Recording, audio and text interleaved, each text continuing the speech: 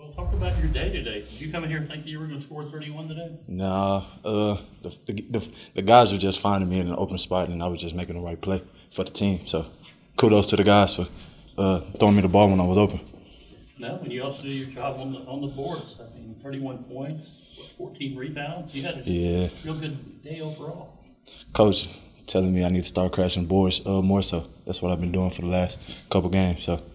Well, and talk about, I mean, this team lost a really good big guy, from last year. And what's it been like? I mean, you kind of do everything. I mean, you could probably run point guard. And have you been thinking more about I've got to play a big guy's role? Yeah, Coach was a big factor last year. So me playing with him for 2 years, just me and being around him. So I was just learning a lot. So yeah, just. Try to get that 7-foot mentality. Yeah. Even though I'm 6'5", 270. Big guard. Yeah. No, I know. And you have to, a lot of times, you have to go out and play against the big guys. And, I mean, that's a hard job. Yeah. So, not really, but I do it. How do you feel about where you guys are right now? We're in a great spot. We got a tough game next week against Tarleton. It's a crazy environment. I know that, and it's going to be a tough game. So, trying to come out on top next week. Kind of excited to kind of renew that rivalry that you don't really know anything about. Yeah, it's cool. I know they're going to try to get one on us because we got one last year. So, yeah, it's going to be tough. No, their MO is kind of the same as y'all's. I mean, it's funny to think that the great defensive numbers you guys put up last year. And they actually had better defensive numbers, so this is going to be a dog. Yeah, for sure. They got a great coach, great coaching staff, and the guys on their team buy into them. So it's going to be, like you said, a dog fight next week. You just had a monster day. Yeah, I mean, Arion, you big guard, man. We're talking about him being a big kid. He's not a big kid. He's just a big guard, But we can play him 1 through 5. We joked about that. We never played him at the 5 till this year. We always joked, well, we need to throw you at the 5, see if you can do that. Well, this year he's playing a ton of 5 for us, But on the press break down there, I told him, hey, stop swinging the ball. Just take the ball up the floor. He can bring the ball up the floor for us. He can do anything. But tonight he has 31 and 14, double, big time game. He can do that, anytime. So he's a basketball player. So tonight, he was the guy that had to do it. He knew that. On other days, he knows he has to be a facilitator, and I think he's one of our best passers, So we want the ball to touch his hands as much as possible. And we've tried to implement some things that create that situation.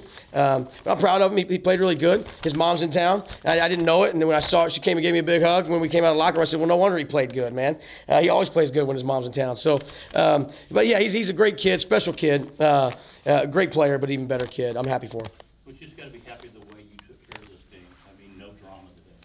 Yeah, I just told him in the locker room, how good does it feel? We didn't have to fight that and scratch, and I was nervous. And I threw another ball handler in there right down the stretch because we saw what happened at their place when we were down double digits with 2 minutes to go. I'm looking up at the clock with 2 minutes to go, and it's like 15 or something like that.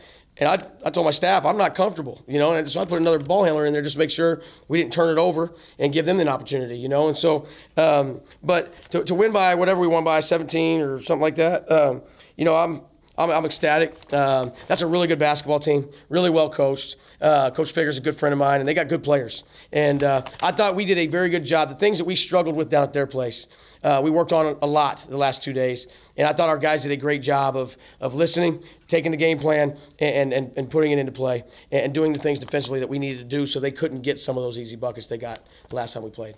And now you get a week off, and you get ready to make this little stretch run here. And then on top of that, you get to renew that rivalry with Tarleton. Yeah, man. At this point of the year, you don't want a week off, But it is what it is. I think our bodies need it. I know my body needs it. I'm not even out there playing. But, it gives us a chance to reset, to kind of get back to us and work on some things that have gotten a little sloppy that we haven't had time to clean up.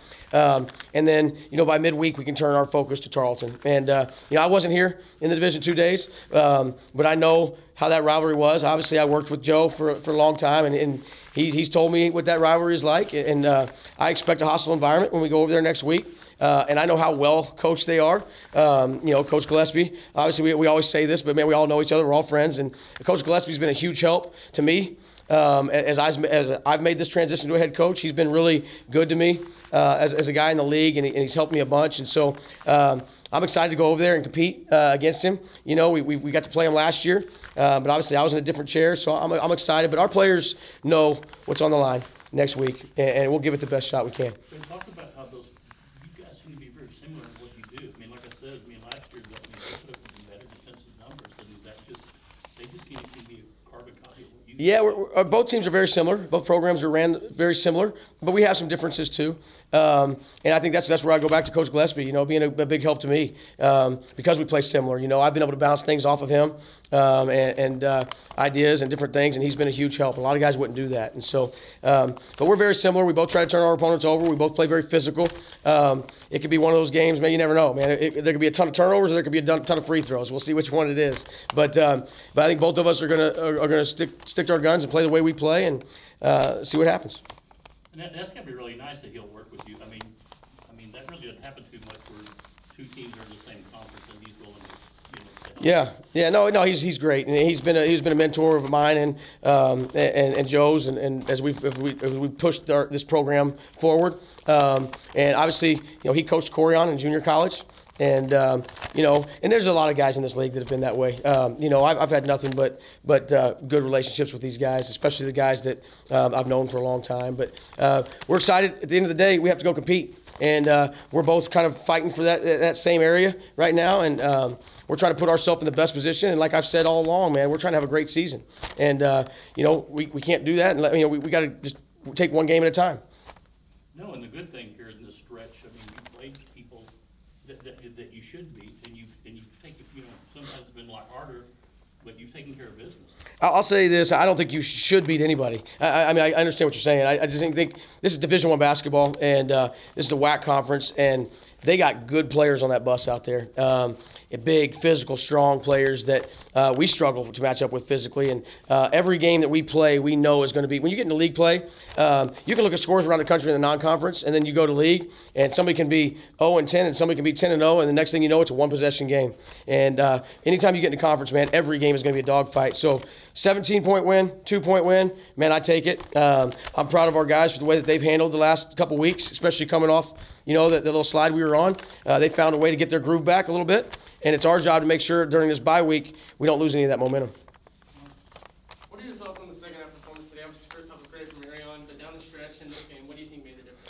Well, we talked a lot at halftime, man. Usually at halftime we go in and we change a couple things. We talk about a couple things. All we really talked about today was playing to win. And I think I said it. I said it last week. I think that we got caught a little bit of kind of playing not to lose, and I think that's really easy to do. And so I just wanted to keep reminding them, man, play to win. I'm not worried. We're going to take some bad shots. We're going to make some defensive mistakes, but I want to do it playing to win. And I think those guys did that today. I think they didn't start getting safe. They didn't, all the way up. We didn't hold the ball until the last possession. We weren't trying to play it safe. If we had an open shot, we were taking it. If we had a lane to the rim, we were going to take it and not play safe. And so I think that was the biggest difference, is that we played to win in the second half. So you've won 5 straight in conference. You have a month left to play in month play. What are your thoughts heading into this final month? Yeah, one game at a time, man. It's every game is going to be a dogfight. Every game typically comes down to a possession or two, as we've learned. And it doesn't matter who you're playing, where you're playing. And so we just got to take each game, one game at a time, and it's a process. And we've talked, February is a dark and gloomy month, man. And not only is it dark and gloomy outside most of the time, it's also where players start to kind of wear down a little bit and start to, and I don't want to hear coach, yell at me anymore. I don't want to keep running this drill. That's what happens across the country. And the teams that can find a way to fight through, that February are the teams that have a beautiful March, and our goal right here is to do everything we can, take one game at a time, and trust that process, man, so we can get through February and hopefully have a beautiful March. Thanks, Coach. Coach, for me, 24 turnovers forced tonight. Yeah. That's the 15th time you guys have forced 20 or more in a game this season. Tell me about that defense tonight and how comfortable you guys are. Yeah, I'm pleased because we weren't able to turn them over. I mean, we did turn them over, but there was a lot of stuff that went. A lot of those turnovers at their place came late. You know, we were able to turn them over throughout the game today, and they're a hard team to turn over because they just spread the floor. You know, and they don't do a lot of passing and moving the ball. At least against us, they didn't. And so we were able to rotate over, take some charges in the second half, and we only took one charge in the first half. I think we took 2 in the second half or 3, but we were able to get our hand on some basketballs. We didn't let it bother us, man. We swiped a couple times and got some foul calls. We didn't let that deter us. We continued to do it and play ACU basketball, and that's what we do. When we turn our opponents over and we go score, we're pretty elite, man, and we've gotten back to that. I'm happy that we were able to do that in the second half, especially.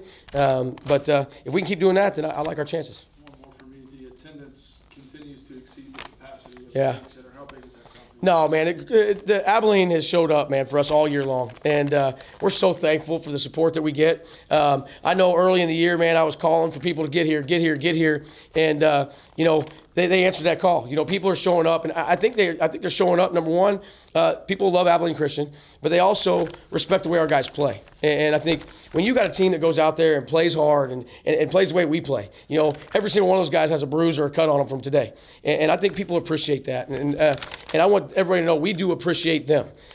We notice them. I mean, I looked up today and I couldn't believe it. You know, the entire section across from the bench is full. And we even had a guest appearance from Mom and Dad Golding today, and that just, man, it warms my heart, man, to see them. I hadn't seen them in a long time, and so I'm just thankful for everybody that showed up. We need them to keep coming, of course. We got a lot of big games left this year, so we need them to keep coming because we do know they're there. Thank you. Appreciate you guys.